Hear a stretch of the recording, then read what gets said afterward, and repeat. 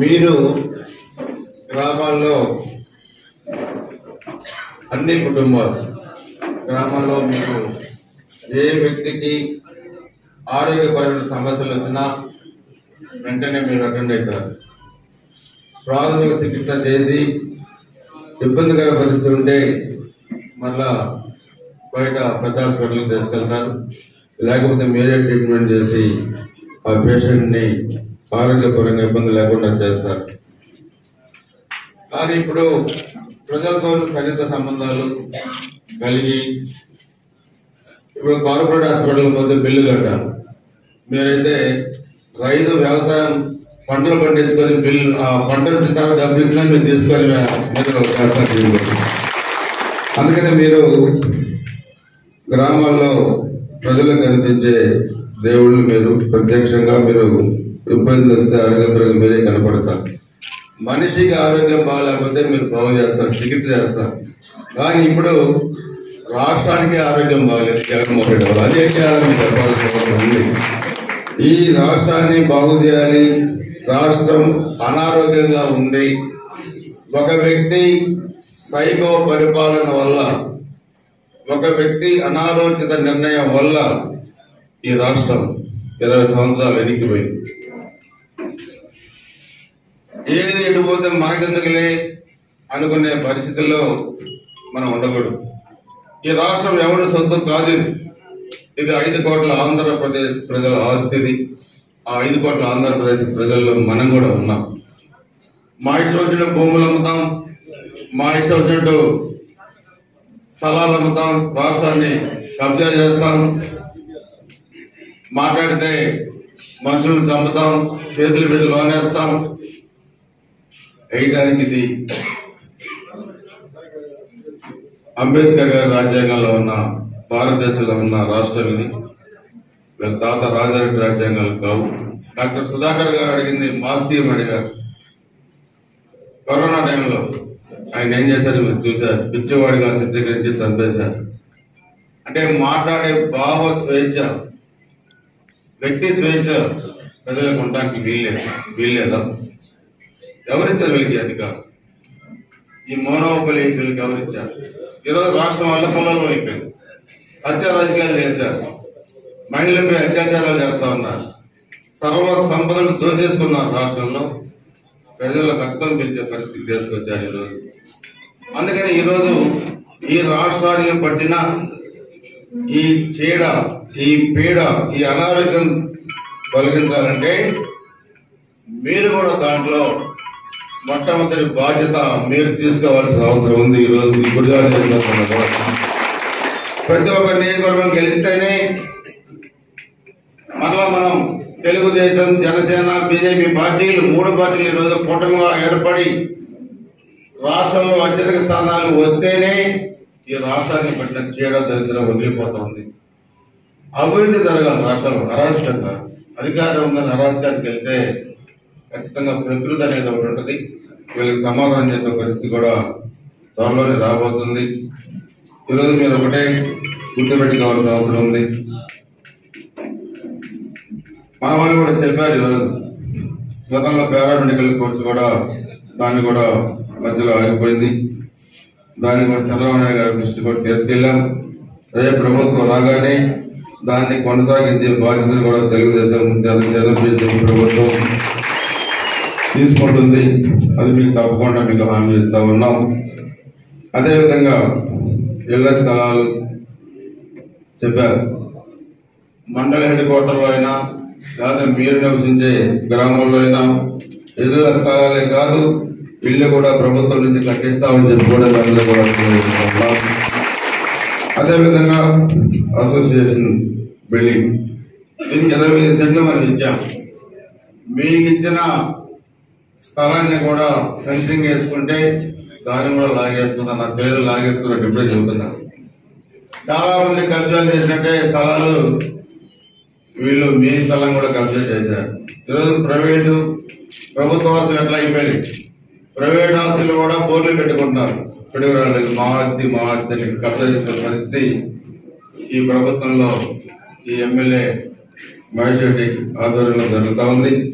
కాబట్టి మీకు ఇచ్చిన 25 సెంట్ల స్థలాన్ని జూన్ 4 తర్వాత మరలా మీకు ఇప్పిస్తాను. దానికి 10 లక్షల రూపాయల డబ్బులు కూడా ఇస్తాను. కూడా మీకు తెలియజేస్తున్నాను. నా ఫండ్స్ నుంచి 10 లక్షల రూపాయలు ఇస్తాం. ఎంపీ గారిని కూడా అడిగి మీరు అసోసియేషన్ బిల్డింగ్తో పాటు మీ కుటుంబాలు ఏదైనా ఫంక్షన్ జరిగితే కూడా దాంట్లో చేసుకునే విధంగా కూడా దాన్ని కట్టిస్తామని కూడా మీకు తెలియజేస్తా ఉన్నాం. అదే కాకుండా మీరు ఆర్ఎంపీ పిఎంపీ కుటుంబాల్లో మన పిల్లలు చదువుకొని బాగా ఉన్నారా? ఎవరన్నా ప్రస్తుతం ఉన్నారా? ఎవరన్నా ఒకవేళ రేపు గవర్నమెంట్ వచ్చినాక వస్తే దానికి రిజర్వేషన్ ప్రకారం ప్రభుత్వానికి కట్టాల్సిన ఫీజు ఎరపలేని చారిటబుల్ ట్రస్ట్ నుంచి ఉచితంగా మేమే కడతామని కూడా అందుకే ఈరోజు మనందరం కూడా ఆలోచించాలి. ఇవి మనం ఇక్కడ సమావేశమై మనకున్న సమస్యలు మనం చర్చించుకున్నాం. దాని పరిష్కారాన్ని కూడా మనమే మాట్లాడుకుంటున్నాం. గతంలో కూడా నేను ఒక చంద్రబాబు నాయుడు గారు పెట్టిన సూపర్ 6 పథకాలు కూడా మీకు తెలుసు. చాలా వరకు అవన్నీ బాగా ఉన్నాయి. మనం కూడా నియోజకవర్గాల్లో ఇంకో సూపర్ 6 మేనిఫెస్టో కూడా పెట్టాం. దాంట్లో రేపు గెలిచిన తర్వాత గుర్జాల కేంద్రంగా జిల్లా రావాలి. అదేవిధంగా ప్రభుత్వం ఇచ్చే 3 గ్యాస్ సిలిండర్తో పాటు 5 సంవత్సరాల్లో నేను కూడా ఒకటి ప్రతి కుటుంబానికి కూడా ఒక గ్యాస్ కనెక్షన్ కూడా ఇవ్వబోతా ఉన్నాం. గ్యాస్ కనెక్షన్ కూడా చంద్రన్న బీమా మీరు చూసారు. 14-19 మధ్య చంద్రబాబు నాయుడు గారు ముఖ్యమంత్రిగా ఉన్నప్పుడు ఏ వ్యక్తన్నా ప్రమాదాల్లో గాయపడితే 2 లక్షలు ఇచ్చారు. ప్రమాదాల్లో చనిపోతే 5 లక్షల రూపాయలు ఇచ్చారు. ఆ రోజు కూడా నేను ఎమ్మెల్యేగా ఉన్నప్పుడు 1,00,000 మందికి నేను ఆ బీమా కట్టాను. చాలా కుటుంబాల్లో వ్యక్తులు చనిపోయినప్పుడు 5 లక్షల రూపాయలు తీసుకెళ్ళి ఇస్తే వాళ్ళు అడిగారు, మేము బీమా కట్టలేదు కదా, మాకు ఎలా వచ్చింది అంటే, మీరు కట్టలేదు కానీ మీ తరపున ఎమ్మెల్యే గారు కట్టారు, అందుకే మీకు డబ్బులు ఇస్తాయని చెప్పే పరిస్థితి వచ్చారు.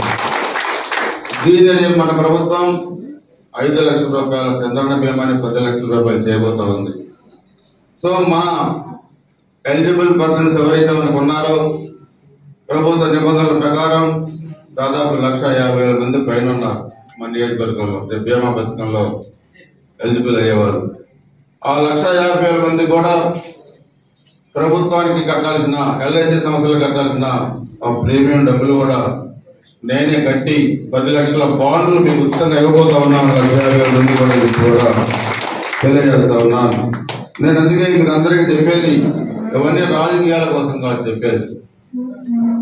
ఇది మన నియోజకవర్గం, ఇది మన పల్నాడు. ఈ పల్నాడులో మనందరం ఇక్కడే పుట్టాం, ఇక్కడే పెరిగాం, ఇక్కడే మన వృత్తుల్లో మనం ఉన్నాం. ఏ రాజకీయ పార్టీ అయినా, ఏ రాజకీయ నాయకుడైనా తమ ప్రాంతం పట్ల అభిమానం ఉంటుంది, మన అనే ఒక ఆప్యాయత ఉంటుంది. కానీ బయట ప్రాంతాల నుంచి వచ్చిన వాళ్ళకి మన సంపదలను దోచుకోకపోవడం, అధికారం కోసం మనుషుల్ని చంపేయడం ఇన్ని కూడా ఇప్పుడు 5 సంవత్సరాలు మీరు కూడా చూశారు. 14-19 నేను ఎమ్మెల్యే ఉన్నప్పుడు, అధికార పార్టీ ఎమ్మెల్యే ఉన్నప్పుడు ఒక వైసీపీ కార్యకర్త కూడా గుజరాత్ నియోజకవర్గంలో చనిపోలేదు. నేను ఫ్యాక్షన్ ని కంట్రోల్ చేశాను. బతకమన్నా, పిల్లలను చదివించుకోండి, వ్యాపారాలు చేసుకోండి, వ్యవసాయం చేసుకోండి, మీ వృత్తుల్లో రాణించండి, రాజకీయాలు ఎన్నికల వరకే ఉండాలి కానీ తర్వాత వద్దు, ఈ రక్తపు కూటు రాజకీయ నాయకులకు వద్దని చెప్పాను. 94లో ఎమ్మెల్యే నేను ఇవన్నీ కూడా నియోజకవర్గాన్ని అభివృద్ధి చేశాను తప్పితే ఎలాంటి పనులు నేను చేయలేను. కానీ వీళ్ళు 2019లో వచ్చిన తర్వాత, ఈ కోసం వేసాడు ఎమ్మెల్యే అయిన తర్వాత 11 మంది తెలుగుదేశం కార్యకర్తలను చంపారు. దాంట్లో ఎస్సీ, ఎస్టీ, బీసీ, మైనార్టీ కాపు నాయకులు ఉన్నారు. వీళ్ళు చేసిన అక్రమమైన గుంతల్లో పడి 8 మంది చిన్నపిల్లలు, 8-10 సంవత్సరాల చిన్నపిల్లలు, ఎంతో ఉజ్వలమైన భవిష్యత్తున్న చిన్నపిల్లలు 8 మంది చనిపోయారు. ఎవరు దీనికి బాధ్యతను అడుగుతా ఉన్నారు. ఈ ఎమ్మెల్యేకి నేను చాలాసార్లు చెప్పాను, పోలీస్, రెవెన్యూ, మైనింగ్ అధికారులతో మీటింగ్ పెట్టండి. ఎందుకు ఇంత నష్టం జరుగుతూ ఉంది? మీటింగ్ పెట్టి రివ్యూ చేయమంటే రివ్యూ లేదు.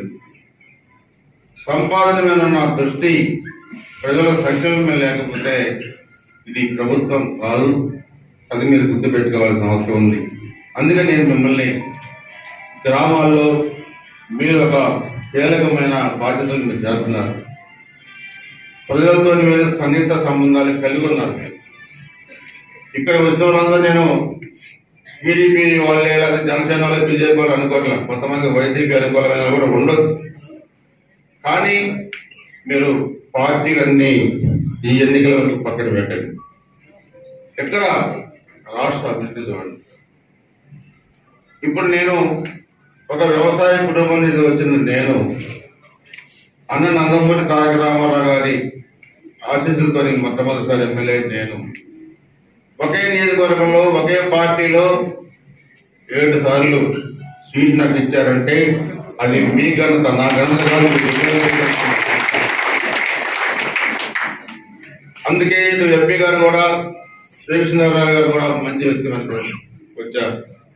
నేను ఆయన కలిసి గురజాల నియోజకవర్గ అభివృద్ధికి మేము పనిచేస్తాం. ఎర్రపల్లి శ్రీనివాసరావు ఎమ్మెల్యేగా గెలిస్తే మీ ఇంట్లో మీ అన్న మీ తమ్ముడు ఎమ్మెల్యేగా ఉండట్లేదు. మీకు నేను తెలియజేస్తా ఉన్నా.